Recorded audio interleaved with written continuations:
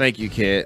If you haven't done so, go subscribe to our YouTube channel, bFb DFW, where you can see me and the Kendrick doing the Mavs post-game show. Also, you can see clips of bFb and other things that we do on there. You can see me and my handsome face, Tovash and his handsome face, and Walt. Yeah, thank you. You need to be ashamed of yourself how you just lied to Sham here just a few minutes ago. Oh, he lied to me big straight to time. her face. Talking about some Blake Jarwin is better than Dalton Schultz. You ought to be ashamed of yourself. That's not a lie. That's called truth. You ought to be ashamed of yourself. But I'm gonna give you away from that. We'll get back to football here in a little bit. But we got Shams here in the studio. Sham, I want to talk to you about a young man over with the LA Lakers who seems to be having a little issue. I love it. Little name calling. No, trust me, there's no issue there. That's a huge issue. But... No, we good. We good. We ball. Listen, we balls out every time we steps on the court. Sure. Had a little Calvin Ridley incident last night on the basketball court. That's neither here nor there. Point shave. I gotta ask you, Sham, the name calling of one Russell Westbrook. How do you feel about Russell Westbrook? Russell Show him a Westbrook. little respect. What are we showing him respect for? I'm sorry. I mean, he's a young man. He's a man in the NBA. Great. What has he done this year? Besides nothing. Nothing, but I mean, I don't think that warrants. Oh, no. It does not warrant the name calling. It does not warrant death threats. It does not warrant people going all over. That's taking it too far. Lakers fans care that much that they want death threats? They're threatening his family. They're threatening his family. And his wife has got, yeah, his wife has gotten on Twitter or whatever. But also, if your husband played worth a lick or anything, this wouldn't be happening. But I understand you don't need to do that because these are people with lives as well. They're just like us. They just got money and they just play in the NBA. But I don't think at some point I have been the person to, I haven't told nobody directly this. I won't tweet nobody. I won't say this to somebody. I may say it in a group chat between friends, or I may say it in person. But I'm not going to attack somebody's life and threaten their life because of the way they play on a court or a field. You're not crazy. I'm not. I'm a fan. Now, there may be some times I look at, my favorite teams of the Mavericks and Cowboys and say I want to strangle somebody, or if I can punch them in the face. Yeah, cool. But I'm not crazy enough to do that, because what's going to happen is, I hate to say it, those sideline and courtside fans are sitting at those Lakers games. I really wish they would get rid of those seats. And the way they're attacking Bron and Westbrook, if Westbrook decides one day he's had enough and snaps, he's going to be the bad person. We're going to have malice in the palace too. Yeah, very true. Listen, I'm going to be honest with you. Russell Westbrook would have been off my team when he made that comment. I'm still rich and... No, not that comment. The comment he made a while back about, well, it's not about rings for me. It's about, something else. When you make that comment to me, you can't play on my team. Because I tell you what, everybody praises Michael Jordan and Kobe Bryant. Had he been in the locker room and said that to on 18s, it'd have been a problem. It would have been a big problem. Shaq too. Shaq probably told him, "Nah, you out your damn mind. What you mean ain't about no ring? I want a ring. Yeah, I'm gonna win a ring." What I don't get with Russell Westbrook is maybe his mindset has changed since he's switched with so many teams now. I don't know what. What his problem is? It's the same thing I used to get on you for about with Luka praising triple doubles. And I said, you need to stop praising triple doubles if they're coming with losses, because the thing is, all those years when he was over in OKC and he was getting triple doubles and they were losing, everybody was, oh my gosh, did you see Russell Westbrook? He's a triple double machine. All the while they were losing games. Yeah. And he was scoring, and it was taking him, as what's the name? Pat Beverly says. See, everybody got on Pat Beverly when he said he scored. What he said, I got 40-something points. He said, yeah, but it took you almost 20-something shots just to get it. Yeah. No, he said I got 20-something points. He goes, well, it took you over 20 shots just to get it. Yeah, he became a volume shooter. Right. And that's the problem. I think, you're right, in the process of losing but putting up those big stats, he gained this mentality of not being a winner. And then he got him an MVP. It's sad, but you know what the problem with Russell Westbrook is? I mean, his career has been, initially it was great when he was with the Thunder. When he had we were all, oh my God, he's part with James Harden and Kevin Durant. That's the great trio. They're gonna go do it all, and then he kept switching teams. He kept switching around. The problem with Russell Westbrook is I got on him and I've got on other players. See, this is why I say people like Lonzo Ball can play on my team. Because Lonzo Ball, you look at him now. When he first came in the NBA, he was shooting the ball the ugliest way in the world. Mm-hmm. This dude is a knockdown 3-point shooter. You know why? Because he evolved his game.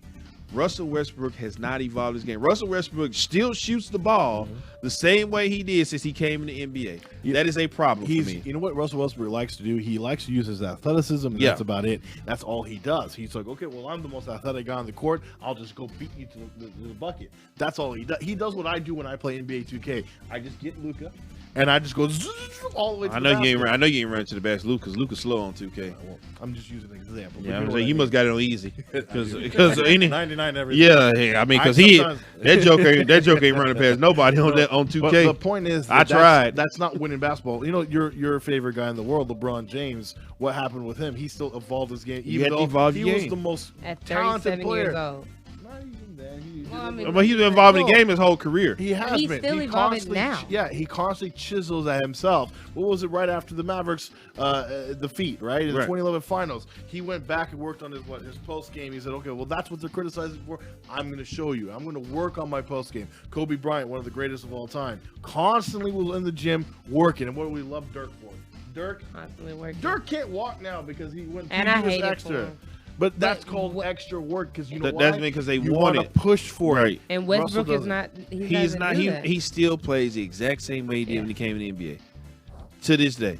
And I watch him shoot the ball. He shoots the same jump shot every time on the court right now. Mm-hmm. He tries to hit it off the back glass and put it in the rim. And we even see it now. Luka's evolving his game every year. This year, about time because at first he wasn't. Yeah. It was the same thing, and I'm like, now under Coach Kidd got him under. I told you when he got with Coach Kidd, I told him, I said, what Coach Kidd's gonna do here? Coach Kidd's gonna get him to see the floor better. And he's now gonna see the floor because under Rick Carlisle, he had to do everything. Mm-hmm. It wasn't he had to do so much and carry so much away. He wasn't able to see the floor like he wanted to. You can't. It's true because this year Luka's playing defense. He's playing defense, and he's getting his teammates involved more. And he's doing what I begged them to do. Let him play off the ball. Yes. I promise you, if you let this dude play off the ball, he will be ready for the fourth quarter. And he's getting people paid. And that's why I like the Dinwiddie addition. My whole thing was start Jalen Brunson. I said, if you start Jalen Brunson, this is going to be so much easier for Luka. Jalen Brunson's right now is kind of like in a slow. He's lost in the sauce because Dinwiddie, he's somebody who has to have the ball in his hands now because he's gotten so used to it. Now Dinwiddie's here. But he's still in the starters. Dinwiddie is coming off the bench. Well, not the last few games he was out, and then before that Luka was out, and Dinwiddie was on the floor. They were on the floor together. But he's getting lost in the sauce because now his minutes are getting reduced too because of Dinwiddie, the way Dinwiddie's able to carry the ball. But regardless, it helps Luka. Both additions, Brunson and Dinwiddie. Well, I told you when they got Dinwiddie, I said, well, Dinwiddie's kind of an insurance policy just in case they don't get the Jalen Brunson deal done. I'm apologizing to everybody because when they made that trade for Spencer Dinwiddie and Bertans, I looked at them like they were crazy. No, when they had Dinwiddie, I was like, all right. I wasn't the Bertans. I was like, okay, whatever. He came here and forgot how to shoot. See, but his thing was, well, why'd you have to give him a second round pick? I said, listen, let me tell you something. Do you even use a second round pick? No, it's not even that. I still think they did us a favor by taking KP off our hands. We're doing them a favor too. No. They weren't doing. How are we doing them a favor? Because they weren't doing anything. Look at what we got out of it. How are we doing them a favor? The only thing is, right now the trade's in because KP's sneaking it up right now. It doesn't matter. KP. It's not about that. You see how much KP was getting, and he wasn't even playing when we traded him. So when they called about it, they was like, dude. I still think. And they were like, dude, we'll take him. I'm just saying. But you got to give us something. I'm telling you right now, I think Nico just took the first offer and he kind of just ran. There was no first offer. That offer came. How's it the first offer? And it came at the end of the deadline. $245. At the end, there was no first offer. They called everybody. Kristaps has led. Actually, from my understanding, actually they had to deal with Toronto. They had the Toronto deal. But no, I'm not finna trade you fucking Porzingis for Goran Dragic. That's stupid. Why not? That don't even. Why would I give up a big man who can shoot for a point guard that ain't gonna even start? Because he wasn't gonna start on this team. What did you get? But we kind of got that with the same thing with you. The only reason why Dinwiddie's not starting is because Tim Hardaway Jr. not hurt. If Tim Hardaway Jr. wasn't hurt, Dinwiddie would be starting. No, who do you think had the starting lineup? It would be. you take Brunson out then? No, it would be Brunson, Dinwiddie, Luka, Dorian Finney-Smith, and whoever they want, Dwight Powell or Cleaver, whoever they want to flip flop between. And in the second unit, it would have been Hardaway Jr., Bertans. Is Hardaway coming back this season? It's gonna be like playoffs when he comes back. And it's still pushing it too. They're still not even. They don't know when. He's in question for the first round, but if they get into the second round, I think if we're in the second round, he'll. And if Marquise Chris was here, he'd probably still be playing too. What is wrong with him? I don't know. So I mean, but Dinwiddie Dinwiddie would be starting. Miss him. I know. Dinwiddie would be starting, but at the same time, like you said, if he was here, he would start. And Jalen Brunson would still start too, because at this point you can't start. You can't put Jalen Brunson back on the bench. Back to Russell Westbrook. Do you because you called it when it first happened. We all said, "Why is Russell Westbrook coming?" So that's not a good pair. And I told my group chat that was horrible. Yeah, I was shocked that LeBron would approve that kind of move. I think LeBron was desperate. Brian approved it. Yeah. I'm so glad everybody knows that Brian is the GM. Well, of course he is. But that's a terrible GM move he made, because I don't understand. Maybe he was desperate. Maybe he was desperate to get this team going, because the trades they made, I mean, they won a title with half the team they won. I know it was in the bubble. Some people don't just credit it. I do. Disney ring. Yeah, but it doesn't matter. It's still a ring. They still competed, and they had a talented team around them. They could have worked with it. Now, I get it. Anthony Davis isn't helping. He's not helping. When is he coming back? Who knows? I don't think he should ever. He'll be back. I know he'll be back for the playoff run. I know a team who I'll be calling up trying to see who I could trade both of them for. What's that? Who's that?